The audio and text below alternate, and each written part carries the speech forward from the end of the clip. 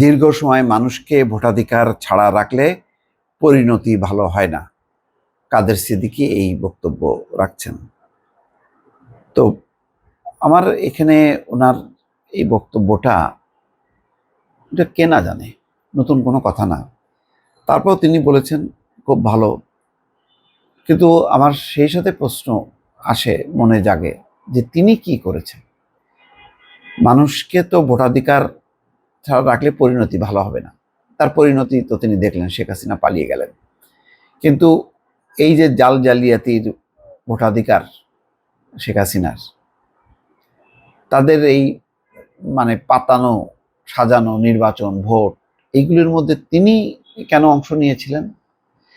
তিনি কেন ভোটাধিকারের প্রশ্নে তিনি যেভাবে একসময় সোচ্চার ছিলেন, জোট ছিলেন, হঠাৎ করে তিনি এই দ্বাদশ জাতীয় সংসদ নির্বাচনের আগে হঠাৎ করে হাজির হলেন তার স্ত্রীকে নিয়ে গণভবনে, বাড়ি বরাদ্দ নিলেন মোহাম্মদপুরে, যে বাড়িটা তার দখলে আছে নামমাত্র মূল্যে, আবার নির্বাচনে অংশও নিলেন কেন?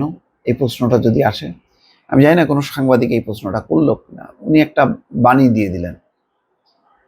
তো ওনার এই বাণীর অর্থটা কি? আমি খুব ভালো একটা বক্তব্য দিলাম যেটা সত্য, কিন্তু আমি নিজে সেই কাজটা করলাম না। তাহলে এই বাণীর অর্থটা কি? কাদের সিদ্দিকী বীরুত্তম বলছেন যে এদেশের মানুষ গণতন্ত্র চায়, ভোটাধিকার চায়।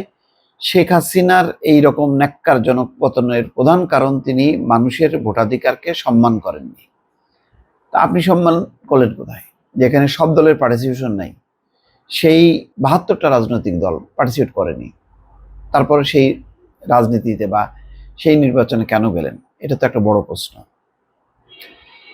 পরপর কয়েকবার মানুষকে ঠিকভাবে ভোট দিতে দেননি, এর ফল এটা হয়েছে দীর্ঘ সময় মানুষকে ভোটাধিকার ছাড়া রাখলে এখন যারা আছে তাদের পরিণতিও খুব ভালো হবে না, এটা আমার বিশ্বাস। এটা তো স্বাভাবিক, এটা কে না জানে। নতুন কি, ওনার ভূমিকা কি? রোববার সকালে টাঙ্গাইলের সন্তোষে মজলুম জননেতা মাওলানা হামিদ খান ভাসানীর ৪৮তম মৃত্যুবার্ষিকী উপলক্ষে তার কবর জিয়ারত শেষে সাংবাদিকদের এই কথা বলেন তিনি।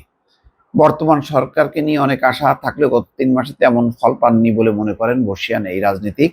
তিনি বলেন, অতি সম্প্রতি বাংলাদেশে একটা পরিবর্তন হয়েছে, কিন্তু অতীতকে বর্জন করে, অস্বীকার করে এই পরিবর্তন যদি কেউ করতে চায় তাহলে তারা আহম্মকের স্বর্গে বাস করছে। দুদিন পরে তাদেরও এরকম হবে। মানুষ খুব আশা করেছিল, কিন্তু গত ৩ মাসে মানুষের আশার মতন ফল পায় নাই।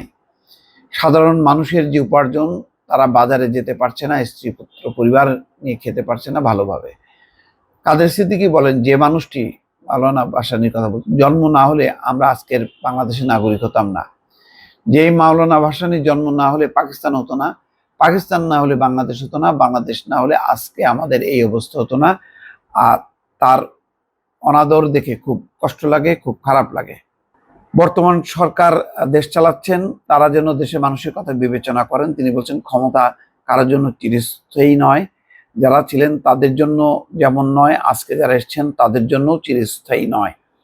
এই জন্য দেশের মানুষের কথা চিন্তা করুন, দেশের মানুষকে সম্মান করুন, অতীতকে সম্মান করুন, যাদের এই দেশের জন্য অবদান আছে তাদের যথাযোগ্য সম্মান দিয়ে রাষ্ট্র চালাবার চেষ্টা করুন। এই সময় কাদের সিদ্দিকীর সঙ্গে কৃষক শ্রমিক জনতা লীগের নেতাকর্মীরা উপস্থিত ছিলেন। বুঝলাম, ভালো ভালো কথা তো খারাপ বলেন না উনি, কিন্তু উনি কি করলেন? উনি কেন এই জাল জালিয়াতি নির্বাচনে অংশ নিলেন? এটা হলো আমার কাছে প্রশ্ন। সুতরাং নিজে আগে শুদ্ধ হয়ে যদি সুন্দর সুন্দর বাণী দেওয়া হয়, সেটা সামঞ্জস্যপূর্ণ হয়। আমি অশুদ্ধ কাজ করব, কিন্তু আমি অন্যের জন্য খুব শুদ্ধ বক্তৃতা দেব, এইটা আমার ধারণা যে এটাও একটা স্ববিরোধিতা বা প্রতারণা। দর্শক ভালো থাকবেন, আল্লাহ হাফেজ।